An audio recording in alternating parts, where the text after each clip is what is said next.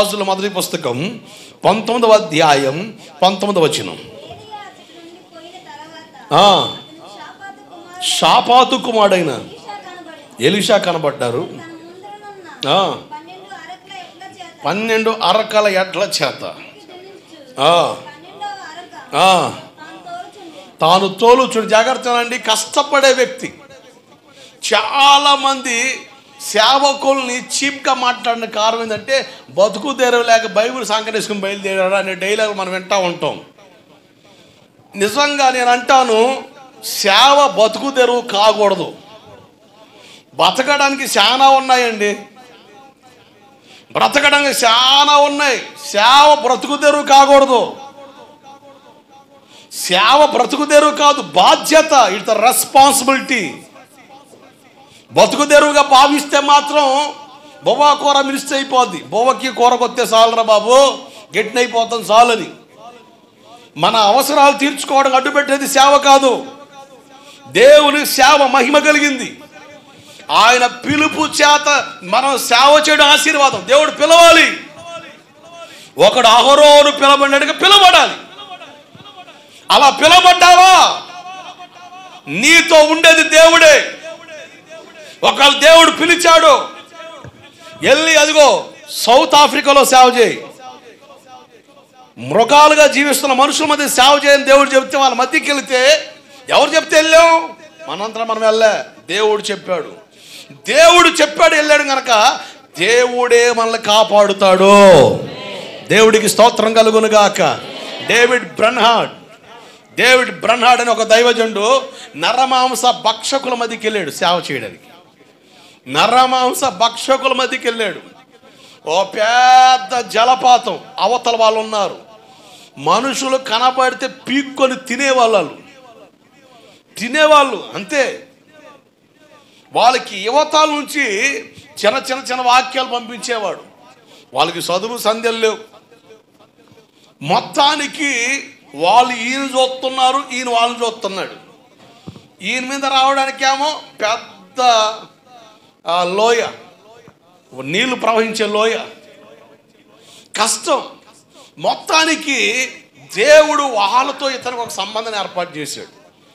వాళ్ళ మధ్యలోకి వెళ్ళి సేవ చేస్తే నరమాంస భక్షకులుగా ఉన్న వాళ్ళు మారి మంచిగా బ్రతుకుతా ఉన్నారు. డేవిడ్ బ్రన్హార్డ్ అనే దైవజనుడి ద్వారా సువార్త విని నరమాంస భక్షకులుగా ఉన్న వీళ్ళు అలా ఉండకూడదు. మనుషులు తినకూడదు, మేము జంతువులు తినాలి కానీ మనుషుని తినకూడదు. అది దైవ క్రమం కాదు, అది దేవుని ఆలోచన కాదు. ఎరిగి వాళ్ళ పాపాలు ఒప్పుకొని వాళ్ళు మనుషులుగా మరలా మార్చబడ్డారు. మృగాలుగా ఉన్న వాళ్ళు మనుషులుగా మారారు. ఆ డేవిడ్ బ్రన్హార్డ్ గారు చనిపోయిన తర్వాత కొన్ని సంవత్సరాలకి ఒక మిషనరీ టీం ఆ ప్రాంతానికి వెళ్ళి వీళ్ళేదో గొప్పగా మాట్లాడుతూ ఉన్నారు. ఏవేవో వీళ్ళ మాటలు చూస్తే బడాయి మాటలా కనబడి ఓ పెద్ద లోయలాగా తీసుకెళ్ళారు.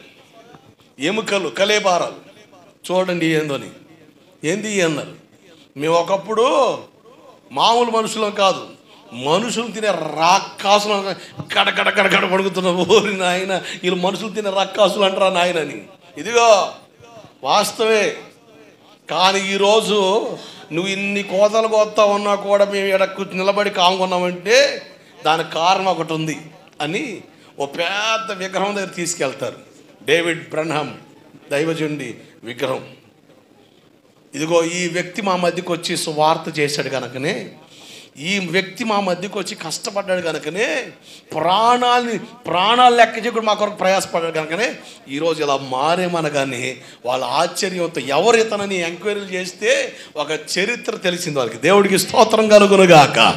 హల్లెలూయా. సువార్త దేవుని పిలుపు ద్వారా మనం చేయడం ద్వారా దేవుడే మనల్ని కాపాడుతాడు.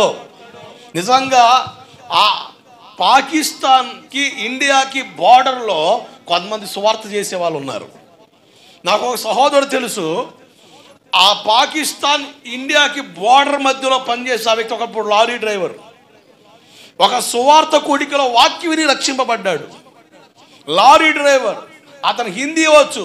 పాకిస్తాన్కి ఇండియాకి మధ్యలో బార్డర్లో లారీ డ్రైవర్కి పనిచేస్తాడు. కనుక దేవుడు నాకు ఇచ్చిన ఆధిక్యత అని ఎరిగి ఆ బోర్డర్ నిలబడి పాకిస్తాన్ వాళ్ళకి దాదాపు ఒక 10 సంవత్సరాలు, ఒక 5 సంవత్సరాల్లో 100 మందికి సువార్త చేశాడు. అవే ప్రాంతానికి కొంతమంది వెళ్ళడానికి భయం, చంపేస్తారేమని, బ్రతకనివ్వరేమని. కానీ ఎవరు కాపాడుతుంది? దేవుడు రక్షించి పిలిచి, అదిగో సువార్త లేని వారికి సువార్త వినబడాలి. సువార్త వ్యాప్తి చెందిన తర్వాత అంతటా అందరూ సువార్త విన్న తర్వాత ఆయన రాకడొస్తుంది. దేవుడికి స్తోత్రం కలుగునగాక. భూమి మీద ఏ మనిషి కూడా మాకేమి ఎవరు చెప్పలేదయ్యా, మాకేం చెప్పలేదయ్యా అన్న మాట చెప్పకుండా ఉండడం కొరకు సువార్త వినబడుతుంది. మీకు కూడా వినబడుతుంది. మార్పు చెందకుండా, మార్పు పొందకుండా ఇంకా లోకాన్ని ఆశిస్తా దేవుని సన్నిధికి వస్తున్నా నీకు సువార్త చెప్పబడుతుంది. నువ్వు దాన్ని తోలనాడి బ్రతికేవా? రేపొద్దున అక్కడ నిలబడినప్పుడు ప్రభా నాకు ఈ విషయం తెలియదు అనడానికి వీలు లేదు, తల దించుకొని ఉండమే నీ పని. ఆ పరిస్థితి రాక మునిపే దేవుని ఎదుట ధైర్యంగా నిలబడే ఆ సామర్థ్యం నువ్వు పొందుకోవడం కొరకే దేవుని మందిరంలోకి వచ్చిన నీవు ఫలించే కొమ్మగా మారుదువుగాక. హల్లెలూయా. దేవుని చిత్తంలో ఉండాలి. ఉత్తరప్రదేశ్లో కేరళ నుంచి ఒక అతను సువార్తకి వెళ్ళాడు. దేవుడు చెప్పారు ఆ ప్రాంతానికి వెళ్ళి సువార్త చేయమని. ఆ ప్రాంతానికి వెళ్ళారు. ఆ ప్రాంతం చాలా డేంజర్ ఏరియా. కానీ విచిత్రం, ఓ పెద్ద చెట్టు కిందే ఆ ఊర్లో అందరు గుడిసెలు వేసుకొని ఉంటారట.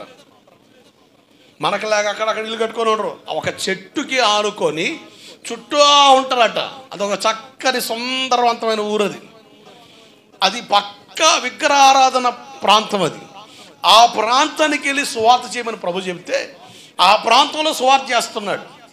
ఆ ప్రాంతపు ఏరియాని వెళుతున్న సీఎంకి ఈ విషయం తెలిసింది. అసలు అతను ఎవడో అని తెలుసుకొని చాలాసార్లు వార్నింగ్లు ఇప్పించాడు. అయినా కూడా అతను అక్కడే ఉండి సువార్త చేస్తున్నాడు. ఈ విషయం పదే ఆ వ్యక్తి చెవిని పడగానే ఒక గ్యాంగ్ను సిద్ధపరిచి వాళ్ళకి సుపారీ ఇచ్చి ఆ పాస్టర్ని తీసుకొచ్చి చంపేయండి అని చెప్పేసి సుపారీ ఇచ్చి పంపించేశాడు. వాళ్ళు ఒకరోజు నైట్ పాస్టర్ గారి ఇంటికి వచ్చి తలుపు తడుతున్నారు. పాస్టర్ గారు తలుపు తీశారు. దాంట్లో మెయిన్ క్యాండిడేట్ కొన్న ఆ వ్యక్తి మధ్యలోనే దేవుని చేత దర్శించబడ్డాడు. అంత అసలు దొరికితే చంపేద్దామని ఉర్ర తొలగినోడే దెబ్బకు కామైపోయాడు. ఎందుకో ప్రేమ కలిగింది. ఆ సేవకుడు మొక్కలు చూడగానే జాలి కలిగింది. లోపల చూస్తే భార్య పిల్లలు ఉన్నారు. జాలనిపించింది. అసలు అంతవరకు క్రూరంగా ఆలోచించిన ఆ వ్యక్తి సౌమ్యంగా మారిపోయాడు. ఇంట్లో కూర్చున్నారు. కూర్చోగానే కాస్త కూర్చోండి సార్, నీళ్ళు ఇస్తాను కానీ నీళ్ళు ఇచ్చారు. టీ ఏర్పాటు చేస్తే టీ తాగుతారు సార్ అని చెప్తే టీ కోసం కూర్చోబెట్టాడు. ఈ మెయిన్ వ్యక్తి జస్ట్ వాష్రూమ్కి వెళ్తానని పక్కొచ్చి ఈ పాస్టర్ గారిని పిలిచి, సార్ మమ్మల్ని క్షమించండి, వాస్తవానికి సీఎం గారు పంపింది దేనికంటే మిమ్మల్ని చంపేయడానికి, మిమ్మల్ని బయట తీసుకెళ్ళి సైలెంట్గా క్లోజ్ చేయమని చెప్పారు. నేను ఏదో ఒకటి చెప్పి మేము వెనక్కి వెళ్తాం, ఏదో కారణం చెప్పండి, తర్వాత కలుగుతాం చెప్పండి, నేను కొంచెం సీరియస్గా మాట్లాడతా, అయినా కూడా మీరు బ్రతిమలాడి చెప్పండి అని సలహా ఇచ్చి ఇక టీ తాగిన తర్వాత రండి సార్ వెళ్దాం, సార్ మా మిస్సెస్ బాగలేదు, బాగోపోయిందిలే మళ్ళీ వద్దురులే, సీఎం గారు రమ్మంటున్నారు అని కాల్ చేస్తున్నారు. ఈయన చెప్పిన మాటకి ఇతనే మళ్ళీ తిరగేశాడు. సరే రేపు వస్తారుగా రండి అని చెప్పి వెళ్ళిపోయాడు. ఆ దైవజనుడు ఇప్పటి కూడా ఆ ప్రాంతంలో సువార్త చేస్తున్నాడు. దేవుడికి స్తోత్రం కలుగునుగాక. అంటే పిలుపు చేత పిలవబడి పంపబడితే కాపాడేది దేవుడే. దేవుడికి స్తోత్రం కలుగునుగాక. హల్లెలూయా. ఇప్పుడు నేను ఈ ప్రాంతానికి వచ్చాను. ఈ ప్రాంతాన్ని నా అంతటి నేను వస్తే నేను మనుషులు పోగు చేసుకోవాలి నాకు సపోర్ట్కి. దేవుని ఆలోచన, దేవుని ఏర్పాటు నాకుంటే నా కొరకు దేవుడే పోగు చేస్తాడు జనాన్ని. దేవుడికి స్తోత్రం కలుగునుగాక. హల్లెలూయా. ఆ పిచ్చి ప్రయత్నం మాకు అవసరంలే. దేవుని చిత్తంలో, దేవుని ప్రణాళికలో, దైవ పిలుపులో ఉంటే దేవుడే కాపాడుతాడు. నేను ఈ గుంటూరు జిల్లా వదులుకొని వెళ్ళిపోదాం అనుకున్న వ్యక్తిని. నేను ఈ గోవిందపురం రాకమునిపై గుంటూరు నుంచి వెళ్ళిపోయి మా ప్రాంతంలో ఉందాం అనుకున్నాను. కానీ నాకు దేవుడు స్పష్టంగా చెప్పిన మాట ఒకటే, ఈ గుంటూరు జిల్లాలోనే ఉండి నీ సేవను ప్రభావితం చేస్తాను, ఇక్కడే ఉండని. అప్పుడు నిలిచా. అలా నిలిచిన సంవత్సరానికే మీ మధ్యకి వచ్చింది నేను. దేవుడికి స్తోత్రం కలుగునగాక. 2008లోనే నర్సరాపేట రైల్వే స్టేషన్లో దిగా. ఏప్రిల్ మాసంలో దిగా. డైరెక్ట్ పాలకొల్లు మీటింగ్ చూసుకొని ఒక అమ్మాయి పెళ్లి చేయాలి. ఆ పాపకి నేను బాప్తిజం ఇచ్చా. ఆ మూట తెచ్చిన మేస్త్రి కూతురు ఆమెకి నేను బాప్తిజం ఇచ్చా. నేను సిఫారసు చేయాలి. దాని కొరకు నన్ను ఒత్తిడి చేసి పట్టుకొచ్చారు. అలా వచ్చిన నన్ను అలా నడిపించిన దేవుడు ఈ ప్రాంతాలకు పరిమితం చేశాడు. నా ధైర్యం మీరెవరో నాకు తెలియదు, కానీ నా ధైర్యం ఏంటి తెలుసా? ఈరోజు నాకు సిలువ రక్త బంధువులు మీరు. కారణం ఏంటి తెలుసా? మీకును నాకును మధ్యలో పనిచేసేది మనుషులు కాదు, సంబంధాలు కాదు, బాంధవ్యాలు కాదు, అది దేవుని ప్రేమ. దేవుడికి స్తోత్రం కలుగునగాక. హల్లెలూయా. ముక్కు మొహం లేని ప్రాంతాల్లో వెళ్ళి ఎవరితో మాట్లాడుతూ ఏం చేస్తామండి? అబ్రాహాముతో అంటాడు, అబ్రాహాం నువ్వు లేచి నేను చూపించే దేశానికి వెళ్ళు, నేను చూపించిన ప్రాంతం బయలుదేరు, గెట్రాడే సిద్ధపడు అన్నాడు. అంతే. అట్లా వచ్చాడు కనుకనే అబ్రహాం విశ్వాసులు తండ్రిగా మారిపోయాడు. ఆమేన్. నాకు తెలిసిన వాళ్ళకి సేవ చేస్తా, మా బంధువుల మధ్యలో సేవ చేస్తా. ఆ దేవుని చిత్తం లేని పనులు ఎందుకు రయ్యా? Waste time. కాకపోతే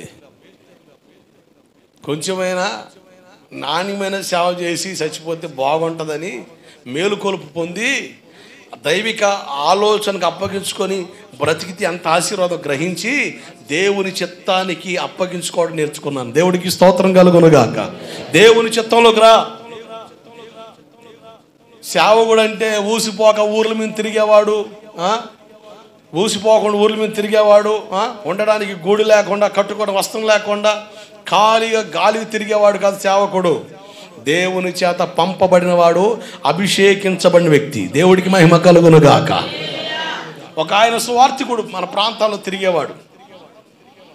ఆయన పని ఏంటి తెలుసా? గాడ్ ఆడ కనబడితే ఆడ రాస్తాడు యేసు అందరికీ రక్షకుడని. అదే పని. మొత్తం పక్క రాష్ట్రాలు, హిందీ ప్రాంతాల్లో కూడా, హిందీ మాట్లాడే పక్క రాష్ట్రాలకు కూడా వెళ్ళి హిందీ నేర్చుకొని హిందీలో రాసి వచ్చేవాడు గోడల మీద. ఆయన ఈ మధ్యకాలంలో చనిపోయారు. ఆయనకు ఒక సైకిల్, ఆ సైకిల్ తొక్కుంటా కొన్ని ప్రాంతాలకు వెళ్ళి రాసుకుంటూ వచ్చారు. నేను చాలా రక్షపడి కొత్తలో భీమవరం ఉన్నప్పుడు అన్ని గోడల మీద రాసి ఉండేది. ఎవడు రాసిందియా, ఎంత టైం ఆడు తీసుకున్నానంటే తర్వాత చాలా కాలం తర్వాత ఈయన సాక్ష్యం నేను విన్నా. ఆశ్చర్యం. ఆయన ఒక పక్క రాష్ట్రానికి, హిందీ ప్రాంతానికి వెళ్ళిపోయాడు. పక్క రాష్ట్రానికి అలా ప్రయాణం చేసుకుంటా అడవుల్లోకి వెళ్ళిపోయాడు. బయటకు వచ్చే అవకాశం లేదు, చీకటి పడింది. ఆ రాత్రి ఆ ప్రాంతం మృగాలు తిరిగే ప్రాంతం, గుండ్రం గిరిగీసుకొని ప్రార్థన చేసుకొని పడుకున్నాడు. తెల్లారు లేస్తే సింహాలు వచ్చినట్టుగా ఆనవాళ్ళు కనబడుతున్నాయి. అక్కడ మృగాలు వచ్చిపోయినట్టుగా. ఆడదాకా వచ్చినాయి కానీ మనం టచ్ చేయడానికి అవకాశం లేదు. తెల్లారింది, లేచాడు. ఎట్లా అని ప్రార్థన చేస్తుంటే సడన్గా దావదప్పి ఒకళ్ళు కారు వేసుకొని అడ్డం పడి వస్తున్నారటే. వాళ్ళు ఈయన చూసి ఒరువరు మేము దావదప్పి వచ్చి ఇతగాడు దావదప్పినాడు కొన్నాడు చెప్పేసి ఎక్కించుకున్నారు. అలా ఎక్కించుకున్న వారితో అరాకొర హిందీ ఇంగ్లీష్ మొక్కలు మాట్లాడాడు. దాంట్లో ఒక ఆర్ఎస్ఎస్ లీడర్ ఉన్నాడు. ఇతను చెప్పిన సాక్షిని బిత్తరపోయాడు. ఈ రాత్రి ఇక్కడ ఉన్నావా? అసలు ఈ ప్రాంతం ఎంత డేంజరో తెలుసా? రాత్రి ఇక్కడ ఉన్నావంటే అసలు వాస్తవానికి తెల్లారి ఉండకూడదు. ఎట్టుండవు? దేవుడు చేసిన ఆశ్చర్యాన్ని చూసి ఆశ్చర్యపోయి ఈ ప్రాంతానికి ఎప్పుడు వచ్చినా కూడా మా ఇంటికి రమ్మని విజిటింగ్ కార్డు ఇచ్చిపోయాడు. దేవుడికి స్తోత్రం కలుగునుగాక. అంటే దేవుని పిలుపులో ఉంటే దేవుడే కాపాడుతాడు. ఆమేన్. దైవిక పిలుపులో ఉంటే ఆయన భద్రపరుస్తాడు. సేవకు పిలపడాలి. అలాగే విశ్వాసులుగా దైవ చిత్తాన్ని ఎరిగి దేవుని చిత్తంలో ఉంటే నిన్ను ముట్టడానికి ఎవరికి హక్కు ఉండదు. కారణం ఏంటంటే నిన్ను కాపాడేది దేవుడు గనక. ఆయన ఊసిపోకుండా, లేకపోతే ఏదో కాలక్షేపం కొరకు ఏం పని చేయలేకో సేవకు వచ్చారని మాట్లాడే వాళ్ళు కొంతమంది ఉంటారు. అందరు అట్లేరు. యెహోవా తన కొరకు తన భక్తులను ఏర్పరుచుకున్నాడని తెలుసుకోండి. ఆమేన్. యెహోవా తన భక్తులను తన కొరకు ఏర్పాటు చేసుకున్నాడు తెలుసుకో. కొంతమంది నీకు కనబడవచ్చు, కానీ అందరిని అదే తీరులో చూడొద్దు. కొంతమంది దేవుడు ఏర్పాటు చేసుకున్నాడు. ఆ ఏర్పాటులో, ఆ చిత్తంలో, ఆ ప్రణాళికలో, ఆ పిలుపులో ఉన్నవారిని దేవుడే సంరక్షిస్తాడు. ఆమేన్. హల్లెలూయా.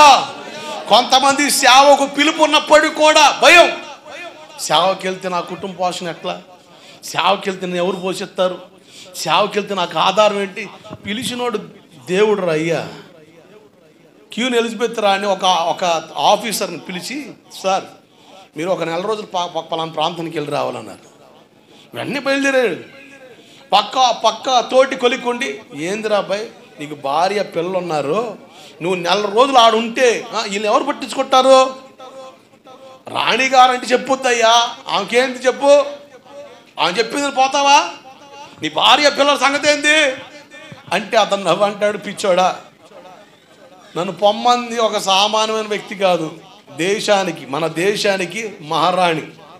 ఇప్పుడు ఆ మాట ప్రకారం నేను వెళ్ళానంటే నెల రోజులకి నా ఇంటికి అలాగే నా వాళ్ళకి ఏమేమి అవసరమో నాకంటే ఎక్కువగా, నాకంటే మరి ఎక్కువగా అన్ని ఇవ్వగలిగిన సమృద్ధి కలిగిన ఆమె కదా, నాకెందుకు కంకర అన్నాడట ఆయన.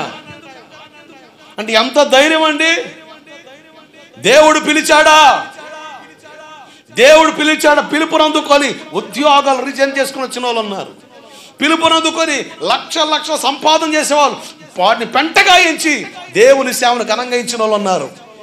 అలా వచ్చిన వారిని దేవుడు ఎప్పటి కూడా విడిచిపెట్టాడు, తలగానే ఉంచుతాడు. ఆమేన్. తలగానే ఉంచుతాడు, తోకగా ఉంచడు, ఎక్కడ మిస్ చేయడు, మొదలేయడు. దేవుడు ఆశీర్వదిస్తాడు. నా సేవలో నాకున్న నమ్మకం అదే. పిలిచిన దేవుడు నమ్మదగిన వాడు, ఖచ్చితంగా దేవుడు ఆశీర్వదిస్తాడు. ఆమేన్. పిలిచావు నీ సేవకై, పిలిచావు నీ సేవకై, దానిని మరచెదనా, నే దానిని మరచెదనా. సేవకు వచ్చా, ఇంట్లో అవసరతలు ఉన్నాయి, గడవట్లేదని, ఏదో ఒక చిన్నపాటి ఉద్యోగం చేసుకుందామని సేవ పిలుపును మరిచిపోయి సొంత నిర్ణయాల మీద నడిచే వాళ్ళు ఎంతమంది లేరండి. పస్తుంచడు ఆయన. నేను సేవకు వచ్చినప్పుడు అడిగా, ప్రభా భీమవరంలో సేవకు ఉండమంటున్నావు, ఉంటా, నాకు ఇక్కడ ఎవ్వరు తెలియదు ఇక్కడ, మరి నేను ఆడ ఉండాలి. నా కొరకు కొన్ని ఇళ్ళనే దేవుడు నిర్మించాడు. దేవుడికి స్తోత్రం కలుగునుగాక. ప్రభా మరి ఎవరు పెడతారు ఆహారం? ఉపవాస ప్రార్థన రోజే తప్ప విడిగా నన్ను ఎప్పుడు పస్తుంచలే. ఆ 2.5 సంవత్సరాల భీమవరం ఉన్నప్పుడు, ఆ 2.5 సంవత్సరాలు అయిన తర్వాత పరిశుద్ధాత్ముడు అన్నాడు, ఫినే నాకు బొవ్వెట్టన్నావు, పెట్టానా లేదా? ఓ దేవుడికి స్తోత్రం కలుగునుగాక. బొవ్వా కూర కోసం ఆలోచించి సేవ చేయలేం. పిలుపు అందిందా, పిలుపుకు తగినట్టుగా బ్రతికామా? మన పోషకుడు ఆకాశమందున్న దేవుడు. ఆమేన్. ఆకాశ వాకిలి విప్పగల దేవుడు. అంతేగాని కుటుంబం గడవట్లేదని, లేకపోతే ఆర్థిక సమస్యలు ఉన్నాయని, చిన్న వ్యాపారాలు, చిన్న పనులు చేసుకుంటా సేవను నిర్లక్ష్యం చేస్తే మన ద్వారా న్యాయం జరగదు. దేవుని చిత్తం సేవ. నేను గ్రహించా, నా జీవితం సేవా జీవితం, నా జీవితం సేవా జీవితం. దేవుడు దాని కొరకు ప్రతిష్ఠించే, దాని కొరకు బ్రతికించాడు నన్ను. బ్రతికించేది దాని కొరకు. బ్రతకడానికి అవకాశం లేదు నాకు. తల్లి గర్భం నుంచి బయటపడిన కొన్ని నెలలకే నేను మట్టిలో కలిసిపోవాల్సిన వ్యక్తిని నేను. కానీ బ్రతికించాడంటే ఆ బ్రతుకు వెనకాల ఆయన ఆలోచన ఉంది కనుకనే నాకు అర్థమైంది నాది సేవా జీవితం. ఎన్ని ఆలోచనలు వచ్చినా, ఎన్ని పోరాటాలు వచ్చినా దేవుని కొరకు నిలబడితే ఆయన ఘనపరుస్తాడంతే. ఆమేన్. హల్లెలూయా. దైవ చిత్తంని ఎరిగాడు. అలాగే ఏదో ఖాళీగా పిచ్చాపాటిగా ఓరకనే తిరగట్లే. 10th క్లాస్ ఫెయిల్ అయిపోయాడు, ఏం లేదు, బైబిల్ ట్రైన్ పంపించేద్దాం, సేవ పంపించేద్దాం. ఏబే, దేవుని పిలుపు, దేవుని ఆలోచన, దేవుని నడిపింపు, దేవుని ప్రణాళిక మన పట్ల ప్రత్యక్షపరచబడిందా, ఆ సేవ వేరు. దేవుడికి స్తోత్రం కలుగునుగాక. కన్నీళ్ళ కళగళ్ళ మధ్య సేవ జరిగినా దేవుడు ఊరేగిస్తాడంతే. పరిస్థితులు ఎల్లప్పుడూ ఒకలాగా ఉండవు, పరిస్థితులు మారిపోతాయి. కళ్ళ కనిన వారి వలె మనం ఉంటాం. కళ్ళ కనిన వారి వలె, నేనేనా ఈ స్థితి, నాదేనా ఈ స్థితి అన్న ఆశ్చర్యాన్ని కలిగిస్తుంది ఆయన పిలుపు, ఆయన ప్రణాళిక.